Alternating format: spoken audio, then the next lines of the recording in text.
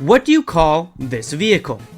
Well, if you called it a T95, you'd be technically right, but practically wrong. As we all know, during development, the vehicle went through a couple of designation changes.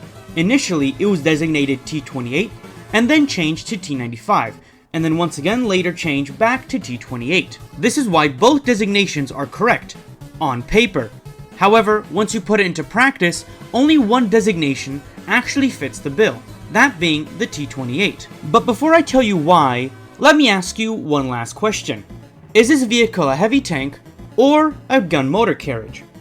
If you said it's a heavy tank, then you call it a T28.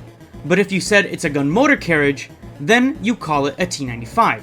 And if you call a T95 heavy tank or vice versa, then I highly recommend you get lobotomized. Anyway, why is the designation T95 GMC practically wrong?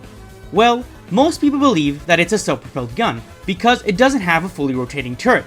And to those people, I say,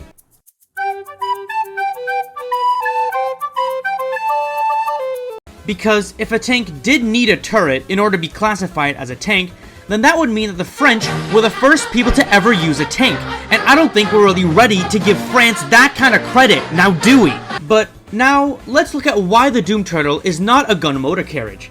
And it all comes down to doctrine. If you look at the US's roster of GMCs, you'll notice that they're all lightly armored open tops. Now, place our T95 in between them and you'll get something that looks more out of place than a Varibu at a furry convention. And now, if we flip the script, we'll notice that the T28 perfectly encapsulates the role of a breakthrough heavy tank, since that was the point of the entire tank program. I'm sorry, you can't just take something that's meant to take hits and just say, yes, it doesn't have a turret.